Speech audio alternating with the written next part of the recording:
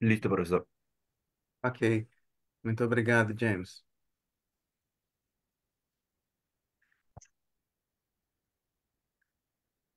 Deixa eu ver aqui. É, bom dia a todos. Bom dia. Nós somos aqui da rede Latimaf a rede Latimaf é composta por algumas universidades da América Latina, pesquisadores dessas universidades e pesquisadores também de fora da América Latina. É, nós temos aqui a participação nesse pool de universidades e centros de pesquisas, a Universidade Nacional Maior de São Marcos, que é a decana das universidades da América, a Universidade Federal de Pernambuco, a Universidade Federal Rural do Rio de Janeiro, a Universidade Nacional de Colômbia, o Civestave, México, a Universidade de Julia, Venezuela, Universidade de São Sebastião, também de Chile, a Universidade Católica do Norte, também do Chile, o CIMAV e também a UF, Universidade Federal Fluminense, Rio de Janeiro. Bom, hoje temos aqui eu tenho o prazer de apresentar a vocês o jovem pesquisador Lucas Modesto, que trabalha no Departamento de Física na Universidade Federal Rural do Rio de Janeiro, mesmo departamento que eu, e ele vai falar um pouquinho para a gente sobre Theoretical Approach to Describe the Electronic Properties of Molecules in Solvents. Lucas, você tem na faixa de 50 minutos e depois a gente abre a sessão de perguntas. É com você, Lucas. Tudo bem? Muito obrigado, professor Itamar. Muito obrigado aos membros do LAFMAT pela oportunidade de eu apresentar excelente pesquisa. É, eu, eu preparei aqui a apresentação de forma simples, para que a gente possa entender, pelo menos, pelo título, né? Theoretical Approach to Describe the Electronic Properties of Molecules in Solvent, com título longo, eu conheço. Mas a ideia básica é entender o comportamento de moléculas em solvente, em meio líquido. Então, por que que é tão importante a gente considerar o meio líquido?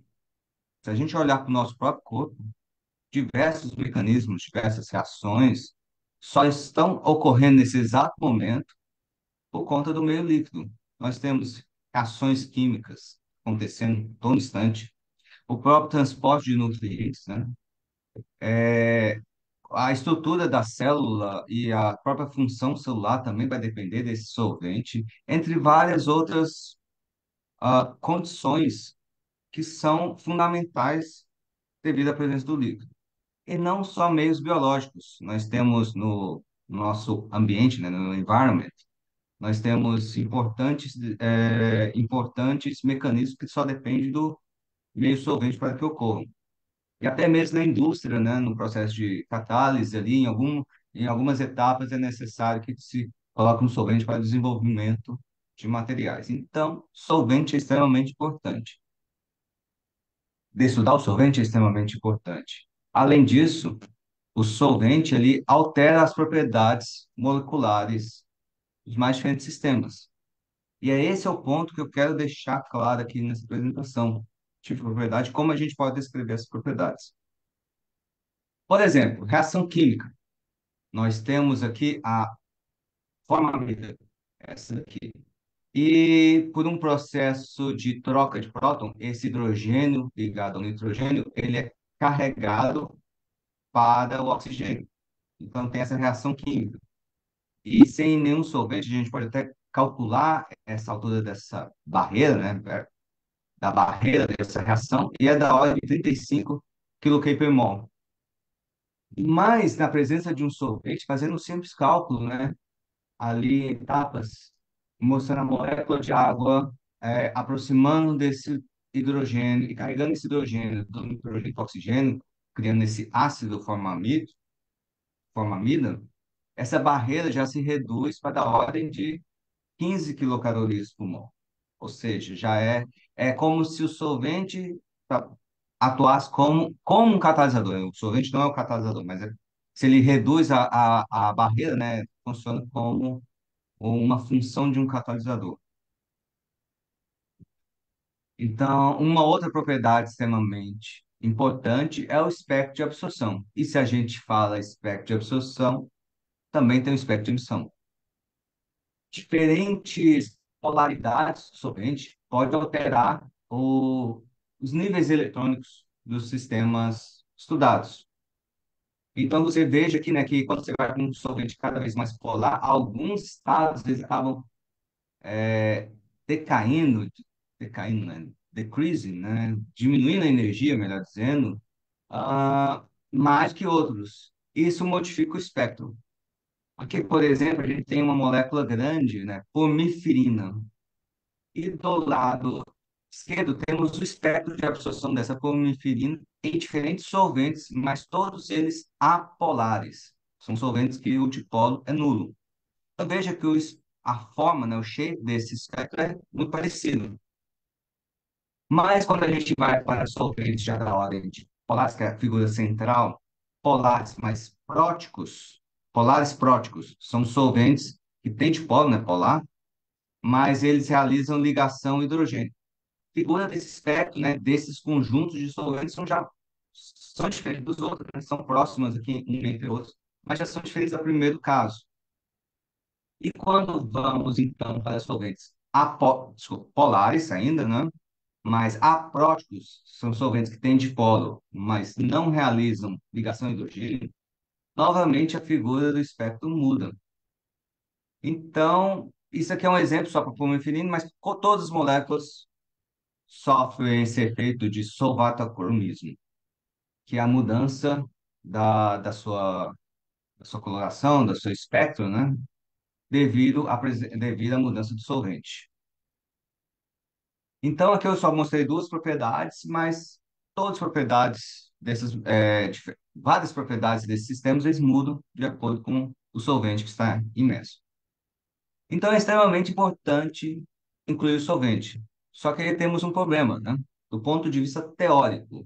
Quando a gente pega um sólido, sistema cristalino, é um sistema totalmente periódico, então você pode usar funções do tipo ondas planas, e que está muito bem fundamentado nos mais diferentes livros, temos acesso em programas de computador, e você pode descrever muito bem esse sistema sólido, obter o gap, obter a estrutura de bandas desse sistema, né? E a partir disso descrever completamente o sistema. Então, perfeito, sistema sólido, muito bem fundamentado. O sistema gasoso, você tem uma molécula e ela está muito afastada da outra.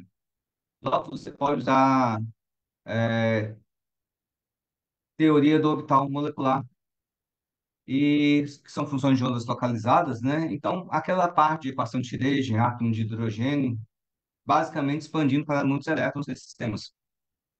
Só que o líquido não, você tem um sistema que não tem moléculas tão afastadas umas das outras, elas estão próximas. Então, uma molécula, os elétrons de uma vai interagir com os elétrons da outra.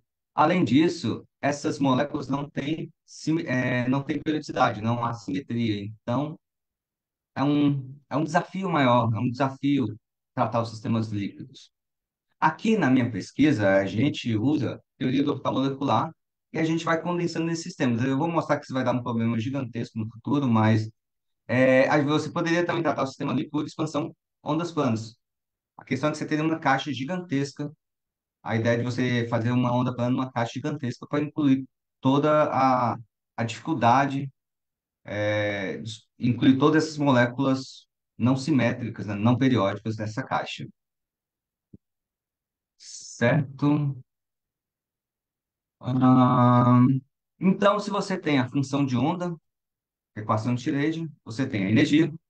E se você faz perturbações a qual vão alterar essa função de onda, seja geométrica, campo elétrico, campo magnético externo ou campo magnético nuclear, você obtém as mais diferentes propriedades desse seu conjunto que você estiver trabalhando.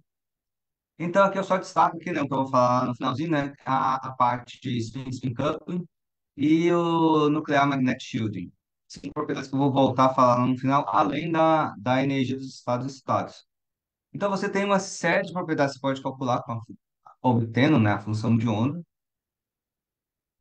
e perturbando ela com os campos ou geometrias.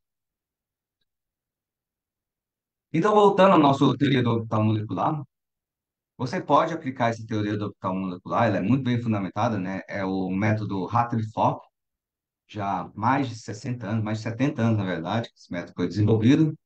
E, basicamente, você tem uma função de onda, que é um determinante de Slater, formado pelos diferentes orbitais moleculares, a combinação linear dos orbitais moleculares.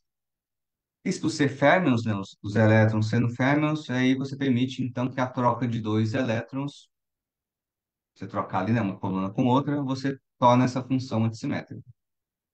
Então, na energia, usando determinante Slater, essa função de onda determinante Slater, você tem lá um termo, né, de energia de um único elétron, que é plenamente possível, mais o termo de troca, de exchange e Coulomb. E aí, o termo de Coulomb é o termo coulombiano, o termo de interação coulombiana, carga, e o termo de exchange é o termo que não tem nenhum análogo físico. Pois bem, você poderia pensar, a Trifoc, poxa, funciona muito bem, você consegue encontrar o termo de colombiano, a interação, descrever essa energia desse elétron, mas aí tem esse termo de exchange, de onde é que ele surge, né? De onde é a origem desse termo? Além do mais, o método Rutherford tem um problema grave, que ele não consegue descrever a energia de correlação. Vamos olhar para essa figura aqui de baixo. Você tem um sistema com muitos elétrons, todos eles espalhados aqui. Quando a gente trata no modelo Rutherford, você deixa de ter essa interação desse elétron com esse, desse elétron com esse, dessa interação única elétron-elétron, e basta ter a interação desse elétron com o campo médio formado por todos os outros elétrons. É como se você estivesse interagindo um elétron com potencial gerado pela distribuição dos outros elétrons. E por conta dessa interação de campo médio, você perde a tal da energia de correlação. Apesar de ser muito pouco a energia de correlação, ela é fundamental para todas as propriedades que a gente vai calcular aqui. É uma diferença bem pequena de energia, mas fundamental para qualquer propriedade necessária a ser obtida. Então, uma forma de incluir essa correlação é melhorar essa função de onda. E como é que a gente melhora? No Rutherford, a gente só trabalha com esses orbitais ocupados. Então, se a gente começar a criar excitações, primeiramente excitações simples, ou seja, começar a incluir esses orbitais virtuais na minha descrição, seja orbitais virtuais unicamente excitados, ou depois duplamente excitados, triplamente excitados, e assim até todos os orbitais possíveis, né? Você trabalhar com todos os orbitais do sistema, você vai trabalhar com um sistema multireferencial. E aí você terá uma função de onda, digamos, que inclua todas as possíveis configurações eletrônicas desse sistema. Isso é maravilhoso do ponto de vista que você consegue descrever, recuperar toda essa energia de correlação. Quando a gente, uma outro ponto que a gente tem que considerar é a base desse sistema. Quando a gente resolve a átomo de hidrogênio, a gente usa lá as funções de Slater para descrever os orbitais, né, do átomo de hidrogênio. Então, você não pode colocar essas funções de Slater diretamente no computador porque elas são extremamente pesadas. Então, a gente usa funções do tipo gaussiano. Mas se você for melhorando essa função gaussiana, né, colocando ela com mais detalhes, você também vai conseguir descrever perfeitamente aquele orbital eletrônico. Como se nessa figurinha aqui, ó. Eu quero obter um carro, começa com uma base mais robusta, né, digamos assim, mais bruta. Depois eu melhoro um pouquinho essa base E vejo que quando eu melhorar muito essa base, né, consigo incluir todo tipo de função de base desse sistema, eu consigo já de uma forma bem parecida aquilo da minha figura original.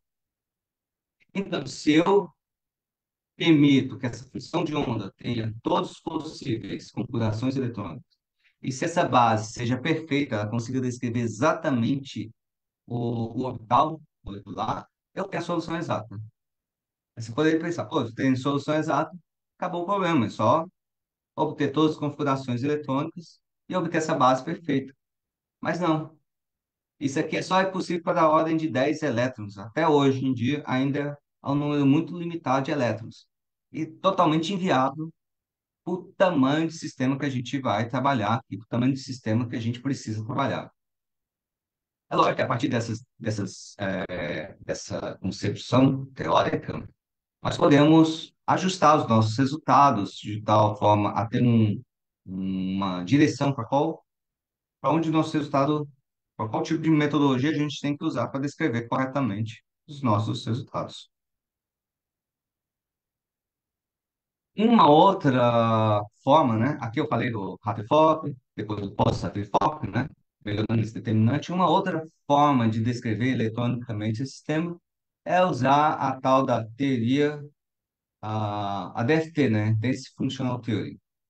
Que em vez de da gente trabalhar com essa função de onda, a gente vai trabalhar com uma densidade eletrônica. Então a gente pede essa descrição de cada elétron, né? Como é que vai ser a função de onda de cada elétron, e basta ter em um espaço x, y, z qual é a densidade eletrônica desse sistema.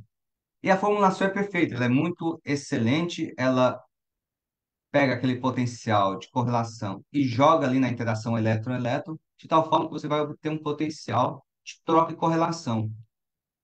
Então, se você tem esse potencial de troca e correlação, você faz um processo iterativo e chega na solução exata. O problema está nesse potencial de troca e correlação, que até hoje ele não foi obtido analiticamente, né? Só existem métodos aproximados para obter esse potencial de troca e correlação. E assim, durante a evolução do DFT, várias propostas, vários métodos desse potencial foram elaborados, né? Tem os primeiros que são Local Density Approximation, esse daqui, veja que o erro, né, para um sistema aqui relatado, uma série de sistemas, é um relativamente alto comparado aos outros. Então, você melhora, né, apenas com essa densidade local, você adiciona o gradiente. Você tem a função local, adiciona também uma outra função que é o gradiente. Então, já melhora bastante os resultados. E aí, além desse gradiente, você adiciona mais outros termos. E veja, cada vez que você vai adicionando termos nesse seu potencial de troca, relação, você vai melhorando essa função, a descrição via DFT desses sistemas. Então, até se espera, né? Que você tenha uma grande quantidade de descritores e que você consiga descrever exatamente, né? Chegar também na solução exata. Até hoje não chegou nisso, mas tem se destacado bastante. O DFT é tão importante para a nossa área, né, de estudo de sistemas moleculares, que veja bem esse artigo aqui. Tá, apesar de ser um pouquinho antigo, né? Mais de 10 anos, 2014, ele fala, cita os artigos mais citados. O número um é um artigo de DNA, e já tem da ordem de 305 mil citações, teve seu pico ali na década de 80, ok? E se a gente olhar, esse é o número um, se a gente olhar o sétimo e o oitavo, são artigos da década de 90, ali início da década de 90, e que já tem da ordem de quase 50 mil citações, né? E continua ali na ascendente, né? Na forma ascendente, ainda está aumentando a quantidade de citações. São os artigos vinculados a um funcional de DFT. Esse funcional se chama B3LIP, né? LIP, né? De Lee Yang Park, e B aqui de Beck, mais três parâmetros ajustados nesse sistema. Esse funcional do DFT é extremamente usado até hoje, né? E ele se tornou basicamente uma base não oficial dos resultados. Deve ter a parte de qualquer resultado que você tenha, você compara com o B3I para verificar se eles estão, pelo menos para dizer se ó, esse seu funcional que você está usando ele é confiável ou não. Então, o resultado, esse funcional B3I é é um funcional, um método, né? Que deve ter bastante utilizado até hoje e serve como base, uma base muito poderosa, é um funcional muito poderoso, muito bem citado. Aí tem tudo aí para continuar sendo citado aí pelos próximos anos. Ok, então eu falei de método Hartree-Fock, métodos pós-Hartree-Fock e o DFT. E se a gente olhar num geral, né, num parâmetro geral, o método DFT, eles são métodos acurados, né? Mas você tem ao peso ali da hora do Hartree-Fock. Quando a gente vai para esses métodos de interação de configuração, são métodos um pouquinho mais acurados do que o DFT, mas o peso computacional é extremamente alto.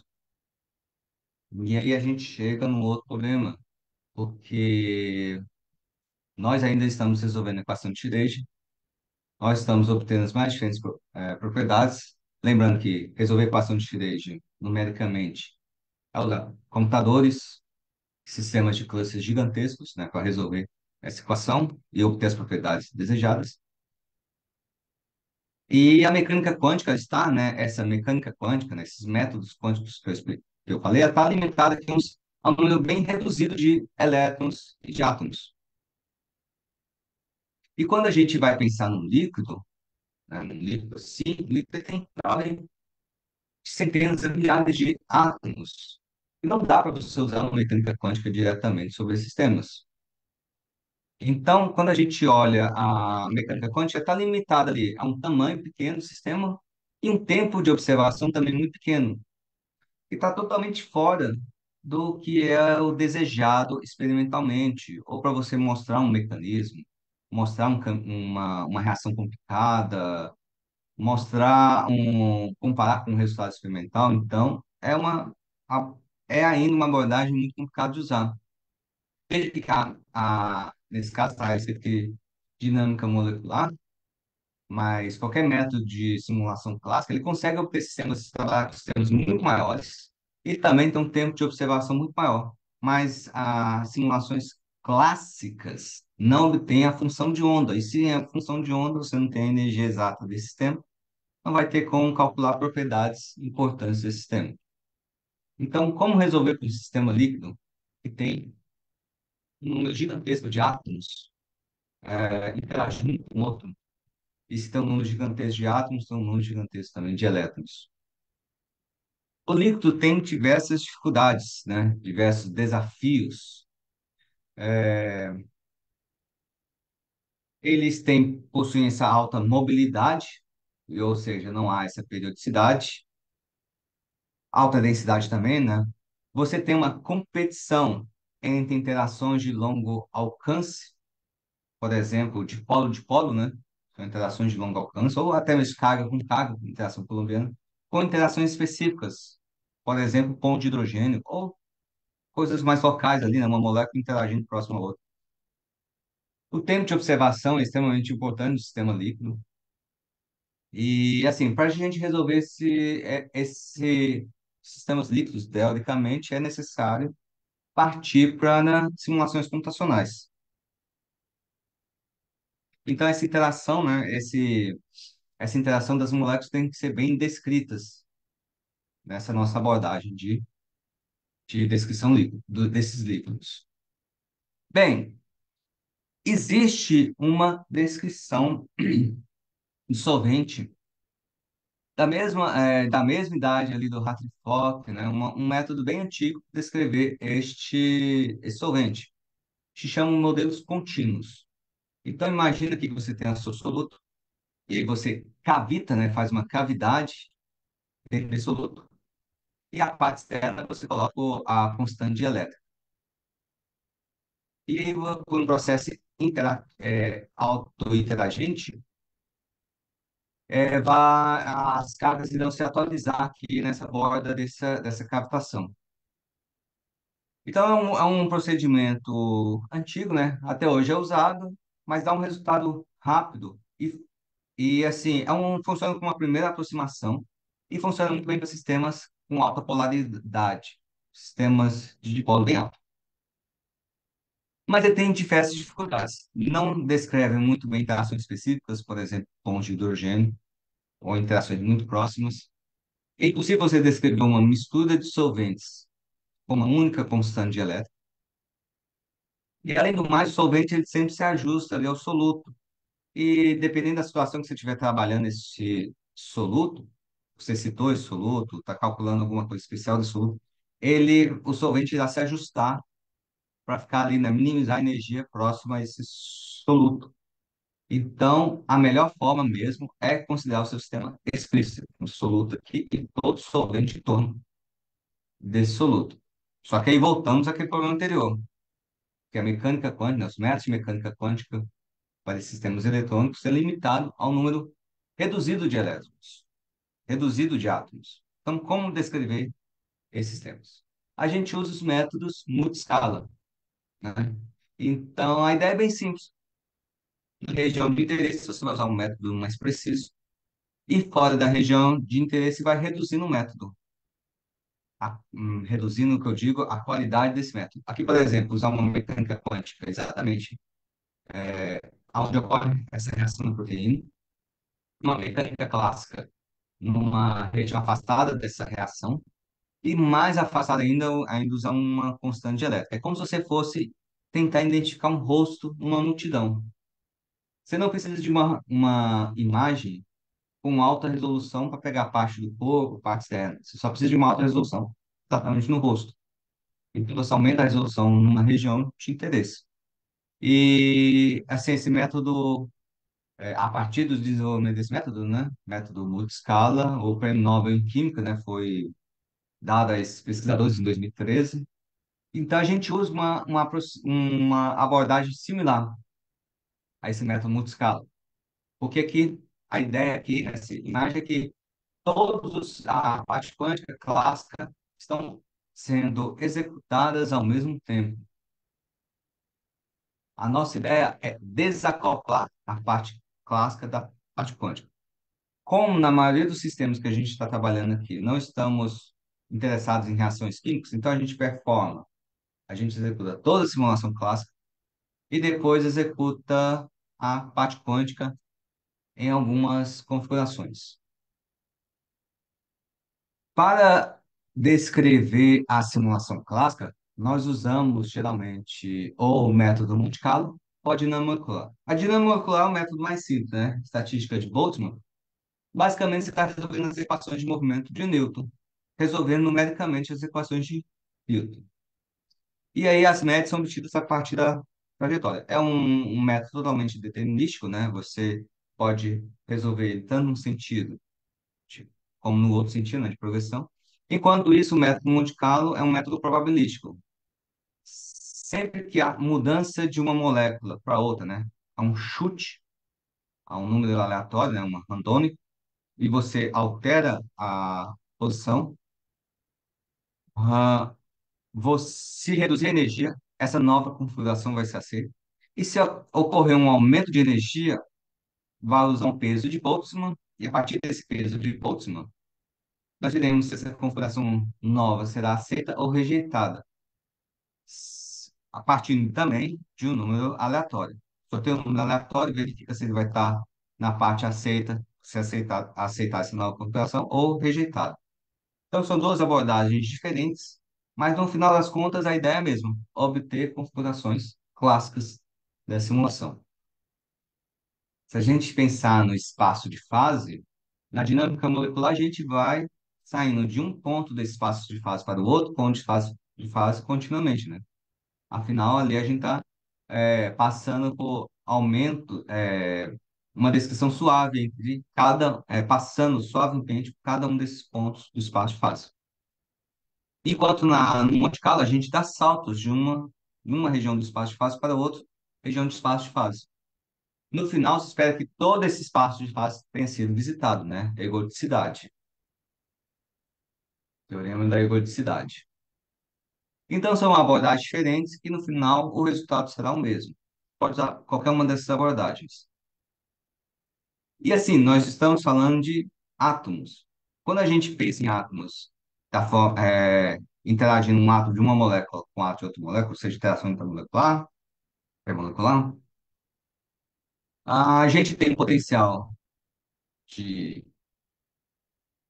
a Lennard Jones, que é baseado de Van der Waals, mais um potencial colombiano. E na interação intramolecular, ou seja, dentro da molécula, nós temos aqui um potencial para a ligação, distância de ligação, um potencial também para esse ângulo de ligação, um potencial para esse ângulo de Edo e esse outro ângulo de Edo piramidal. Então, raciocine comigo. Para cada par eletrônico, para cada tipo de átomo, você vai ter um sigma. Para cada par, né, de átomos, você vai ter um sigma. Digamos, hidrogênio com oxigênio. Você vai ter um valor de sigma e um valor de epsilon. E um valor da carga desse hidrogênio e um valor da carga do oxigênio. E aí você vai ter que levar essas distâncias também, né? Esse ângulo de equilíbrio e essa força de equilíbrio, né? Esse ângulo de equilíbrio, mais a força, né, dessa torção, e mais também no caso piramidal. Ou seja, há uma lista de parâmetros atômicos, né, que a gente chama de campos de força, force field. E há uma série de parâmetros. Essas listas aqui são, assim, para cada tipo de átomo, para diferentes tipos de moléculas, digamos assim, você tem os seus parâmetros de epsilon, sigma, carga desses átomos, essa distância de equilíbrio para cada ligação e esses ângulos. Então, é uma lista gigantesca, é uma parte empírica, certo? Não tem aqui uma parte ab initio, nesse caso, é puramente empírico, para satisfazer propriedades estruturais desses sistemas moleculares. E aqui a gente tem um exemplo, uma simulação, né? Uma molécula grande aqui de tetraciklina com várias moléculas de água em volta e aqui um átomo de iodoto aqui, acoplado desse hidrogênio, dessa tetraciclina. Nesse caso aqui eu estou considerando que essa tetraciclina esteja fixa, mas poderia trabalhar com um sistema totalmente flexível, que foi mais para facilitar o entendimento dessa, dessa simulação clássica. Eu acredito que vocês, vendo esse vídeo, vão imaginar, poxa, um número grande de configurações. E sim, é um número grande de configurações obtidas nessa simulação.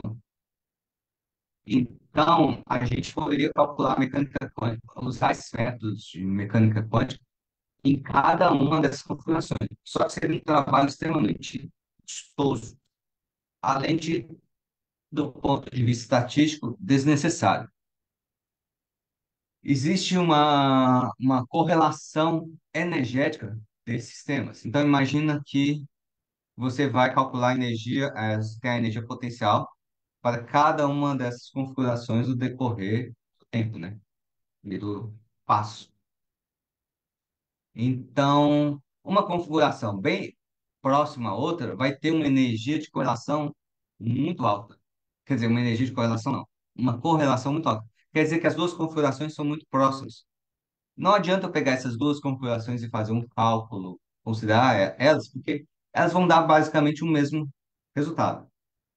E num sistema líquido, que todo o sistema está lá mudando, se movendo, né? Tendo efeito da temperatura. Então, a gente precisa abranger o maior ensemble possível, o maior número diferente de configurações.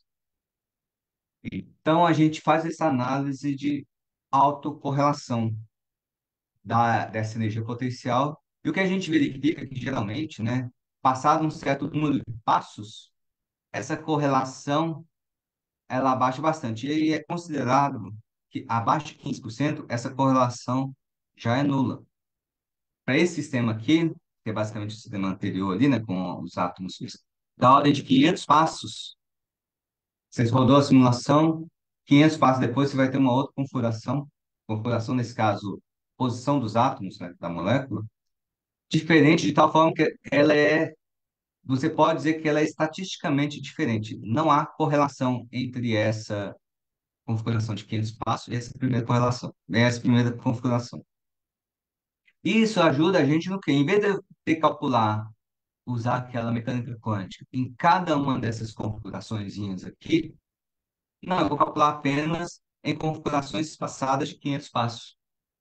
Então, eu reduzo o número de cálculos de mecânica quântica reduz o número de configurações que eu vou submeter ao cálculo de mecânica quântica, mas eu aumento a qualidade dessa média, porque ela vai abranger um maior número de uma vai ser uma média mais realista. No final das contas, é uma média mais realista. Ok.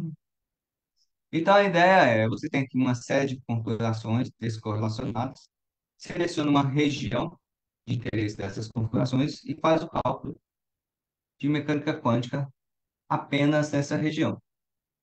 Tira a média e obtém a sua propriedade de interesse com essa abordagem. E aí, nessa região onde a gente faz o corte, a gente sempre deixa a molécula inteira, né? E, além dessa região, ou seja, fora aqui desse ciclo, a gente considera todas essas outras moléculas como cargas pontuais. Então, ainda vai ter aquela interação de longo alcance, que é a interação colombiana. Aqui dentro a gente tem explicitamente os elétrons, os átomos e moléculas, e da parte externa, apenas as cargas pontuais. Então, em termos de metodologia, é essa abordagem. A gente usa diferentes técnicas, diferentes aproximações para tentar chegar nesses resultados explícitos, né? Então, vamos mostrar aqui alguns resultados. O primeiro, eu acabei falando isso, né, inicialmente, né? O método de interação de configurações. Então, fator de foco é apenas orbitais ocupados. Quando a gente considera simples, a gente permite as primeiras excitações, ou seja, é um determinante, é uma função de onda maior, né? A gente vai considerar uma função de onda bem maior. E duplas aqui também, né? Só que aí a gente vai truncar, cortar essa série aqui a partir da simples e usar duplas como privativos nesse primeiro cálculo aqui. Então, nosso primeiro exemplo é a molécula de acrolina. Então, você tem a molécula de acrolina em água. Quando essa molécula de acrolina está em água, ela vai ah, colocar, ela vai gerar camadas de solvatação das águas. Aqui a gente está vendo uma imagem de algumas moléculas de água próxima dessa proteína. Ah, essa primeira camada de solvatação tem da ordem de 20 átomos, desculpa, 20 moléculas de água. Então, a gente avaliou duas estações da proteína, a N-pi e a pipistrela. Já tem dados experimentais para essa absorção em água, né?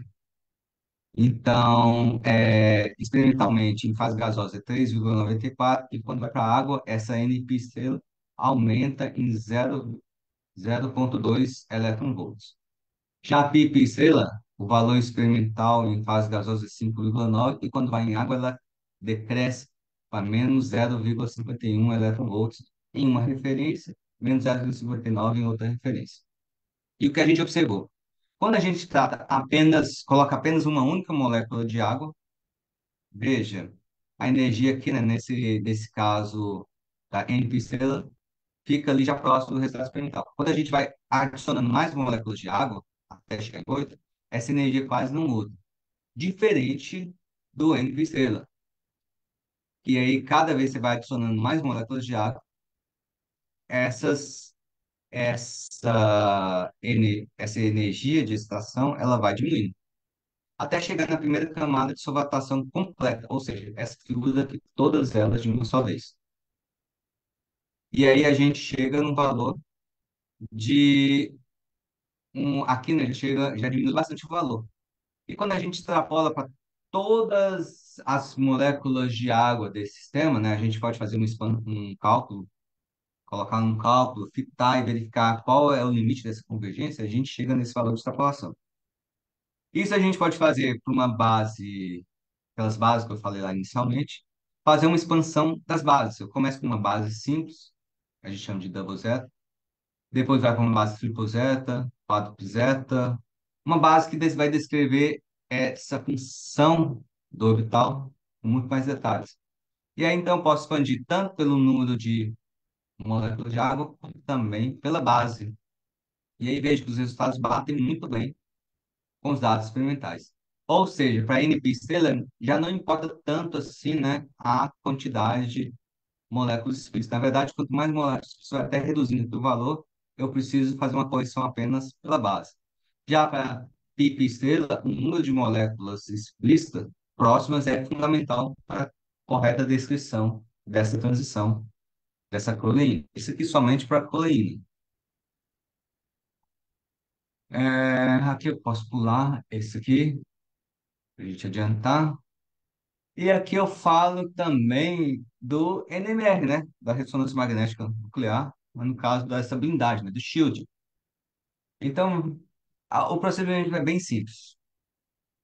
Você coloca um campo magnético em uma amostra, vai ter essa diferença entre dois níveis energéticos. ah, Um na direção do próprio campo magnético, né, do núcleo, outro na direção contrária, então vai haver essa diferença. A partir dessa diferença de energia, desse gap, né, se você aplicar um campo que exatamente está ali nessa diferença de energia, vai causar uma ressonância, e aí você vai poder, a partir dessa ressonância, verificar qual que é aquele campo, verificar, você pode variar esse campo, né, e quando entrar em ressonância, você vai, então, saber qual é essa diferença entre esses níveis. Acontece que isso no núcleo. O elétron, quando ele está em movimento, ele também gera um campo magnético. Então, esse elétron ele acaba blindando o campo magnético. E aí a gente está falando do elétron do átomo. E quando a gente considerar os elétrons da molécula inteira, vai ter uma outra blindagem. Então, digamos assim, um fator complicador esse elétron, seja do próprio átomo, seja da molécula. Tudo isso vai ter que ser levado em conta. E além disso, temos o efeito do solvente também. O próprio solvente pode gerar uma camada ali em volta, né? Um campo magnético e causar uma blindagem. Então, nessa abordagem desse caso aqui foi para pirimidina, né? Pirimidina, isso, pirimidina. A pirimidina, então a gente fez o cálculo dessa blindagem, comparado com os dados experimentais também, né? Para o nitrogênio 15. E para diferentes solventes. Aqui está na escala ETN30, que é basicamente a escala de polaridade de solvente, que são solventes muito pouco polares, enquanto na escala 1 aqui são solventes altamente polares. Então, a gente tem série de solventes aqui. E as linhas verdes, os pontos verdes são os dados experimentais. A gente pode traçar até uma linha aqui, né, para corresponder a esses dados experimentais. E os pontos azuis são os nossos dados teóricos, onde a gente realiza a simulação para cada um desses solventes, faz a abordagem de cálculo correlação, faz o cálculo de mecânica quântica, nesse caso aqui é DFT, né, que a gente usou aqui, acredito que foi o próprio BT-Sleep, e executa esse cálculo dessa blindagem do nitrogênio, e verifica que os resultados batem exatamente, né, entre um e outro. Ou seja, é uma abordagem que funciona muito bem para as mais diferentes propriedades. Aqui eu mostrei, né, espectro de absorção, absorção eletrônica. Aqui tem um espectro de absorção, né, deixa isso para depois. E aqui há também NMR em diferentes solventes. Então, funciona extremamente bem nesses sistemas. Entretanto, apesar de toda essa propaganda que eu fiz, ainda há umas dificuldades. Algumas dificuldades, né? Por exemplo, qual DFT funcional deve ter se usar? Qual método pós-trifoc, né, deve ser usado? Porque cada um desses métodos tem um custo associado e uma acurácia. Outro problema é mistura de solventes, que somente com essa metodologia é possível aplicar. Então, esse é um desafio aí que ainda está sendo estudado, né? Como usar a mistura de solventes nesses sistemas. Experimentalmente, há muitos resultados de mistura de solvente, então é importante fazer a parte teórica. Esse efeito da polaridade solvente, né? Como a gente mostrou aqui anteriormente, as mais diferentes propriedades. A formação de agregados, né? Formação de dímeros, trímeros, do soluto. E reações químicas, além também, como a gente está realizando uma região de mecânica quântica e outra parte de mecânica molecular, aí sempre vai ter uma região de interface. Então, isso é um desafio muito grande. Além da parte de elementos de transição, como metais, lantanídeos, entre outros materiais, entre outros átomos. Então, né, para concluir, a gente tem que sempre levar em conta aqui uma questão de acurácia com o curso computacional, deve ter um método leve, mas dependendo do DFT que você vai usar, vai ter uma acurácia boa ou ruim. Já os métodos pós-Trefort, eles são métodos geralmente pesados, mas cada vez que você for implementar esse método, você sabe, você tem certeza que a acurácia dele vai melhorar. Você sempre tem que desenvolver suas ferramentas para fazer essas análises, apesar de usar pacotes fechados, como Gaussian, NWPen, Orca, vários desses programas, ou da parte de ondas planas, né, o VASP, Games, QuantExpresso, você ainda vai precisar desenvolver as suas ferramentas para fazer análise e até mesmo para pegar resultados e fazer um pré-processamento desses resultados. Então, na parte computacionalmente da parte de programação é necessária. Essa descrição do efeito solvente não é uma descrição apenas numérica, a gente sempre precisa estar em mente qual é o efeito, se é uma interação de dipolo, se é uma interação de proximidade, ou um confinamento, se há uma mudança do formato do orbital, né? Esse tipo de análise mais aprofundada para descrever o solvente. E, como geral, né, eu mostrei que tem a parte contínua para descrever, mas se você quer o melhor resultado, você tem que partir para a simulação clássica. E a simulação clássica o mais detalhista possível. Isso vai requerer um custo computacional mais alto. Bem, antes de terminar, eu agradeço aí a presença de todos, membros aí do LAFMAT, especialmente o professor Isaías. Aqui é uma lista dos 600 colaboradores que eu publiquei no último ano. E as agências de fomento que pagam aí a pesquisa que estou vendo, a própria Universidade Rural, que cede o espaço e os recursos para o desenvolvimento dessa pesquisa. E há muitos outros colaboradores aqui, só que eu evitei citar para não ficar uma coisa muito grande. Então, agradeço a todos aí por estarem dispostos aqui a ouvir a minha linha, essa linha de pesquisa e obrigado, pessoal. Valeu, obrigado, Lucas, pela sua apresentação.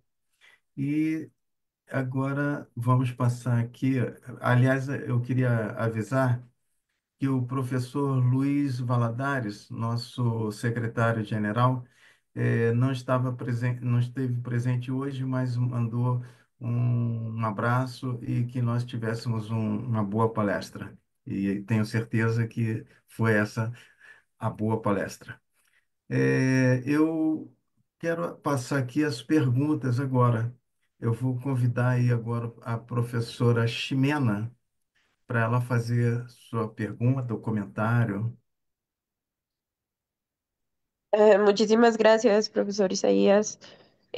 No, no tengo preguntas digamos, al respecto y revisando pues aquí en las redes tampoco hay preguntas. Nos dicen que muy interesante la charla y pues agradecen por esto. Muchísimas gracias por el paso, profesor Isaías. Obrigado, Ximena. Eu vou chamar então o professor Stuart. Stuart, do you have questions?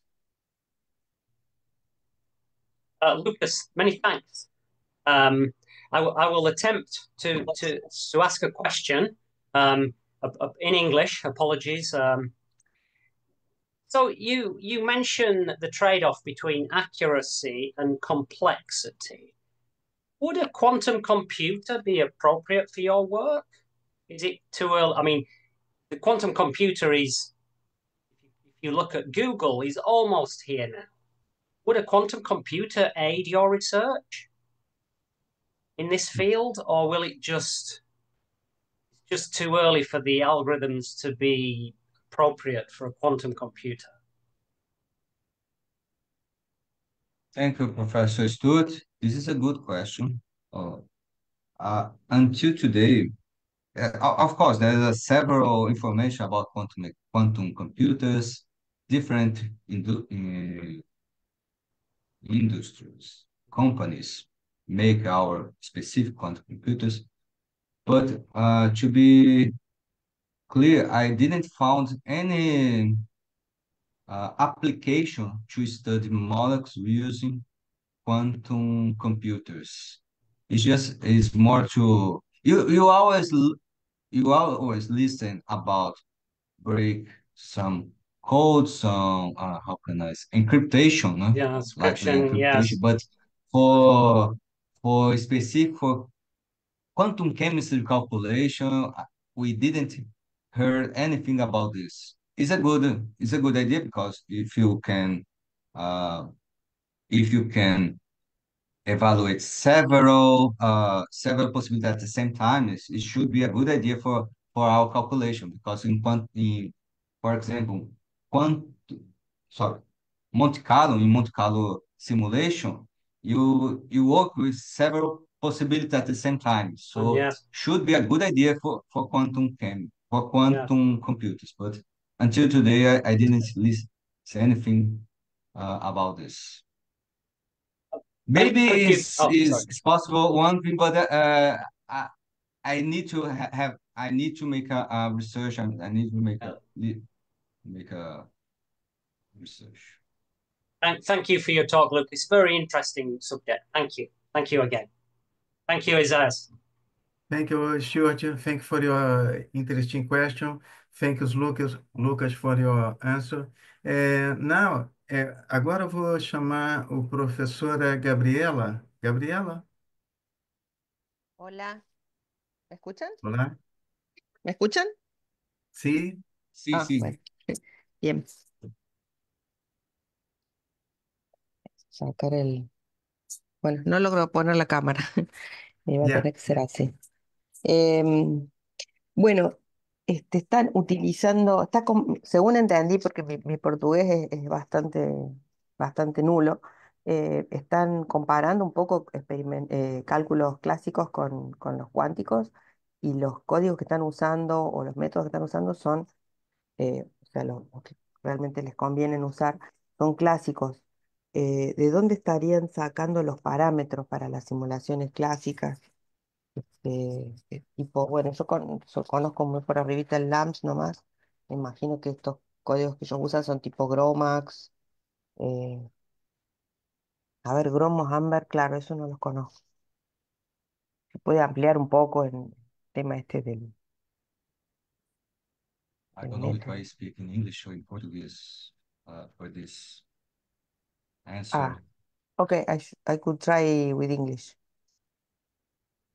If, So for classical simulation, ah, we developed a program called DICE. It's a very simple program in Fortran, and the program DICE just make Monte Carlo simulation.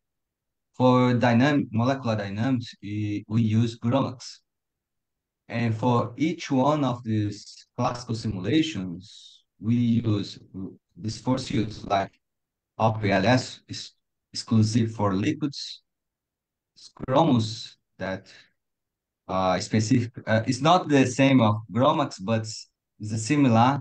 Uh, Gromax used as standard Gromus force field number, and for each one of these force field, we have a huge list of the interaction for one atom to another atom, the distance, the angles, everything. And when it's not possible, because if you're going to simulate some new system, possible, but there is a possibility that the system there is no, um, it was not, uh, it was not, uh, how can I say this?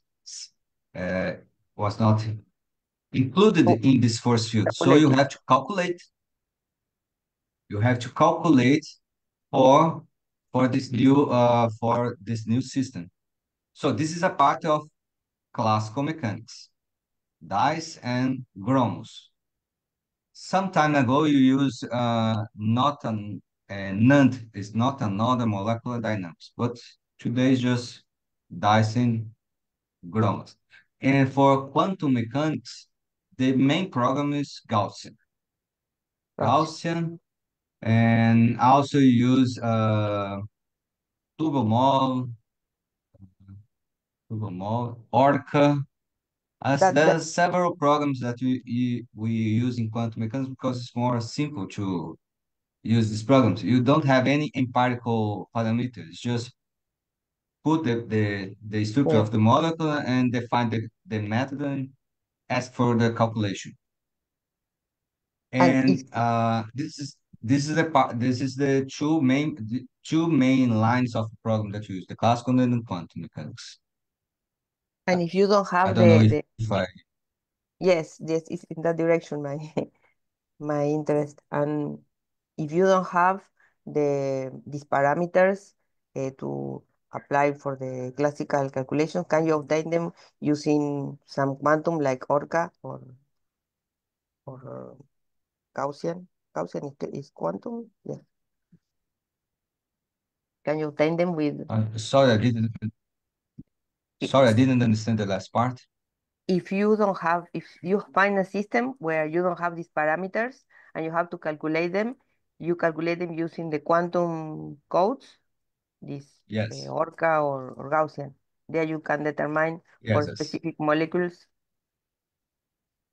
and mhm, yes. This is the idea. Actually, all this force field is based on quantum mechanics calculation, and there's just few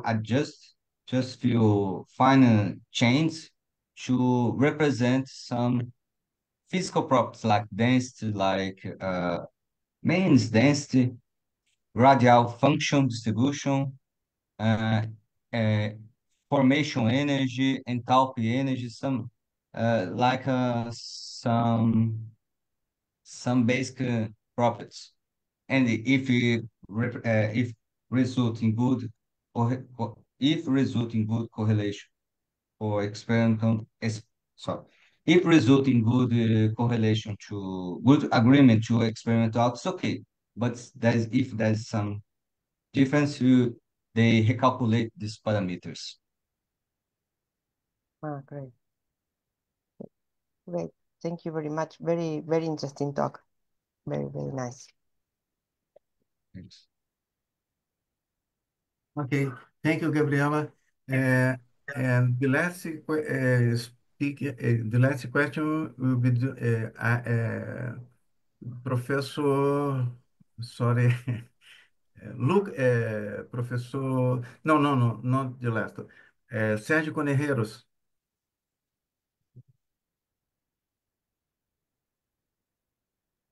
Okay, Sérgio, so oh, yeah, yeah, very very nice talk by the way, Lucas. I really enjoyed, in particular the introduction, because I'm not expert in this kind of solvation model. Probably you already explained many of the things that I'm going to ask you, but the reason is because I don't speak Portuguese, so I think I understand most of it, but probably excuse me if I ask you something that you already explained. Um, when you were talking about the description of the solvation models, um, I was a little bit surprised because you were talking about Bock-Hartree-Fock methods, and these methods are very expensive. In my case, I have always heard about using when you are doing this kind of calculation with using solvation model. These are very expensive. So I have many colleagues that they run this kind of calculation using DFT, when the system are small. And if you have a big system, probably you can combine classical and quantum description. But in which case you use the post-Hartree-Fock, um, and when is it worth it for what kind of problems? Can you give me some examples of that? For example, this is just to compare Yes, with you have positive the talk yes. or DFT. This is not correct for DFT because the accuracy of DFT is large, and if you include more than local density, generalized density, the DFT becomes to increase the computation complexity. But here, for example, this is a calculation for this method's configuration interaction of singles, excitations, and double S perturbation. This is a Paul-Sartre method. This is the most simple case, like this. Sorry, but this. Well, sorry. This is the calculation. This one, configuration interaction. For this type of system, that's just few atoms, 1, 2, 3, 4, 5, 6, 7, 8 atoms, small number of electrons. You can use a positive fork. And also for this, sorry, 8 atoms and the 20 water molecules. It's possible to use a positive fork, but it's the most simple positive fork case, the CISD. We already calculate coupled cluster, but we try to calculate coupled cluster with with this size of the system, but it's very expensive. And for the most case, if you have is a is- if you have a computer that has more RAM memory, it's better for us than they have a lot of Course. cores. Okay. Yes, I understand. If it has a small number of cores, but in a high gigahertz frequency, in a high frequency, and a lot of RAM memory, you can calculate several, have more powerful, is more powerful than you have a lot of cores with small frequency. So this is possible, and also you can divide the calculation from one computer to another computer by the Ethernet. Okay. So it's possible. And for this example, this is for and one thing more. For this simulation, is 2016, we use the desktop computer to calculate this. So it's not so expensive Okay. if you use this desktop for this calculation. And this one, the first shell, we have around 100 configurations. And this case here, it's just possible to calculate with DFT. You have around 50 atoms and some ions here or here, in P1 and P2. And the solvent is 14 water molecules around the system. It's not the entire first shell, but is the maximum is the maximum effort to calculate this. So the maximum capacity in the time is about the same time, Yes. 2016 to calculate this type of system. So PCM is possible to calculate more larger system. PCM, sorry, DFT is possible to use for larger system, but we limited as small number around 100 Yes. atoms, for And what example. happened? And what happened when you compare, for instance, DFT with the visually functional and this post-Hartree Fock with the full CI truncated with single and double excitation. The CIS. When what happened with the when you compare the both methods? They do. So do you have similar results? Is it really worth it to run post-Hartree Fock calculation? Personal. What after 20 years in this area, what I understand is DFT is good for the first approximation. Yes. But if you need to increase the accuracy of result from DFT, it's not guaranteed that you use a better function, you give a better result. For post-Hartree-Fock, if you increase the quality of the method, you increase the quality of the result. Yes, but you also It's linear. when you use Pohatry Fox, do you need to increase the basis set as well? So for instance, in with relief you can use a 631, the famous Gaussian basis set, but I think it is mandatory to increase the basis set when you do the post Hartree calculation to recover the electronic part, right? So the how do you increase the basis set? Is that really important as well? Or The importance to increase base sets is part here. yes, because if you increase the basis set, you are going to increase the computational cost as well. Yeah, yes, but the idea Yes, to increase the base set is to indicate that the result is convergent or not convergent. yes, Because if they are convergent, you know that the quantum calculation is correct. And if it's not convergent, the problem is from another part. It's not the quantum mechanics. It's from the classical simulations, from the geometry, for example. Is another problem from a different point. That's not the quantum mechanics calculation. okay. And also, if you increase the base sets, you have the limit, Yes, the yes, complete yes, base sets simulation. That's is a perfect situation because you avoid any error from the base sets. yes, yes. They all I understand that.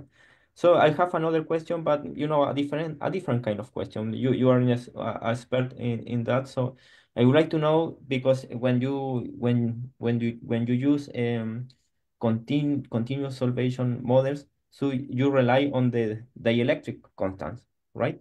So when you don't have a dielectric constant, for instance, when you are working with a particular solvent, not water on non-methanol, for instance, you are using an unknown or not very well known solvent. How do you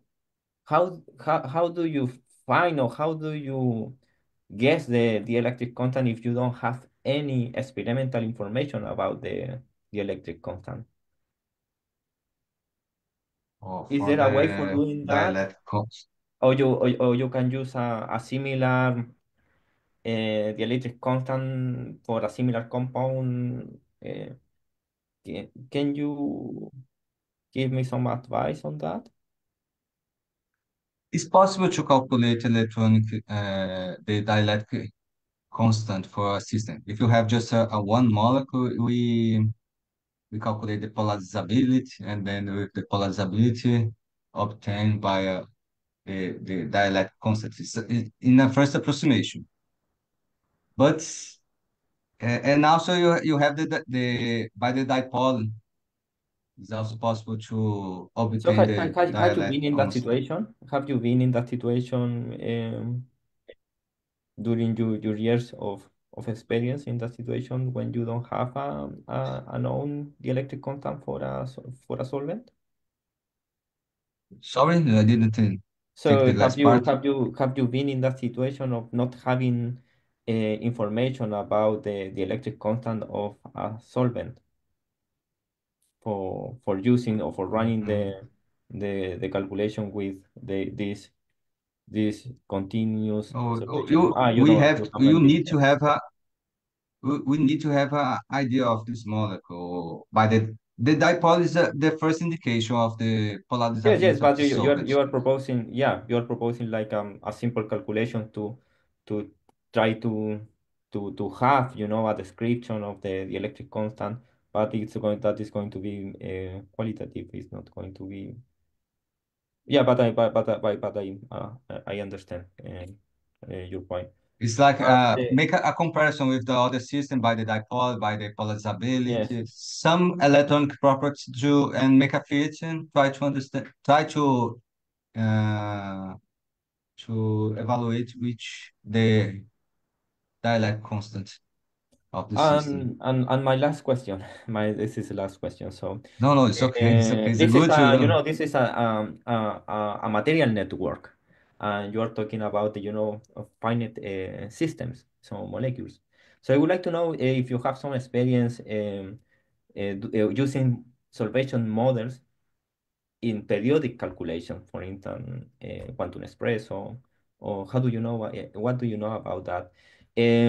For instance, you showed one slide when you have periodic system and you were talking about wave plane basis set, but the thing is that the wave plane basis set are projected in reciprocal space, and the Gaussian basis set are projected in real space.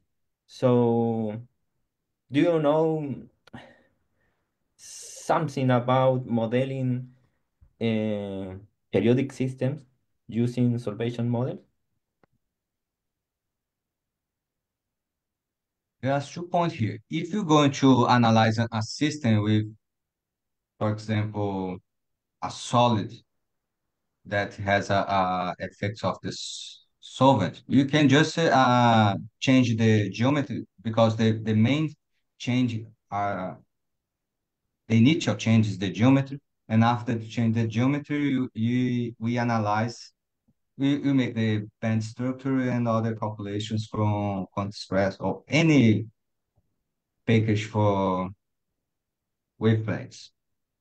But if you're going to make the same analysis that I made here using wave planes, you just make a huge box Yes. with the solute at the center and the solvent at the around this solute, Okay, you can and repeat the box explicitly. several times Yes, you using can. wave planes.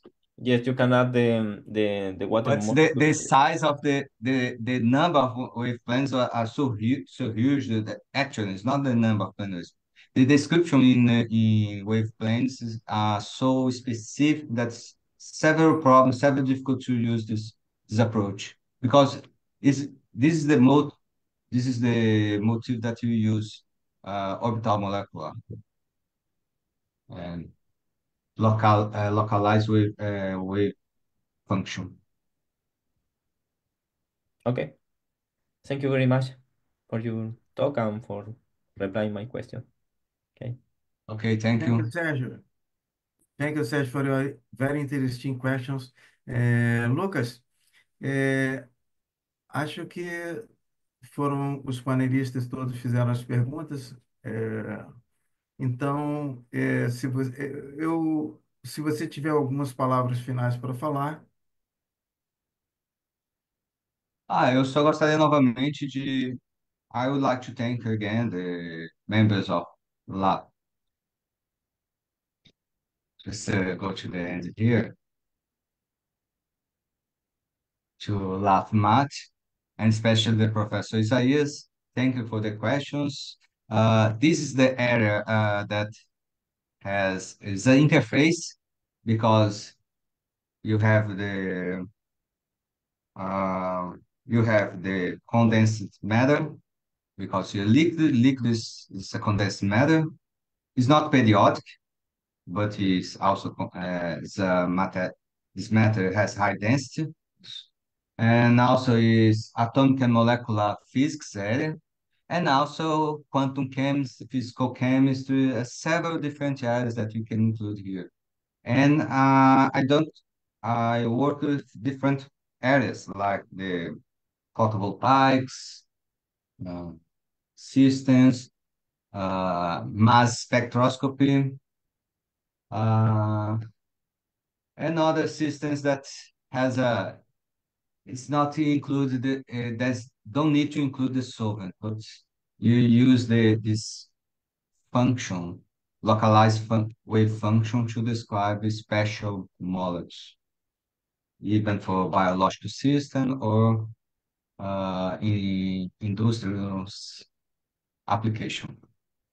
So thank you, Professor Isaias. Thank you, Matt, and and the members that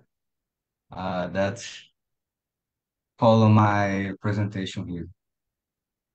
Ok. E agora, se possível, as pessoas que estão na sala abrissem suas câmeras para a gente dar a última saudação ao nosso amigo Lucas Modesto. Lucas, você pode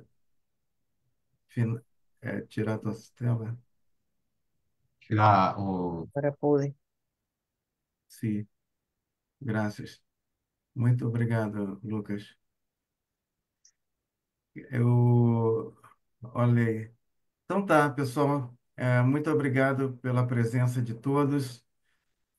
Gabriela, Stuart, Sérgio, Felipe, Alexander.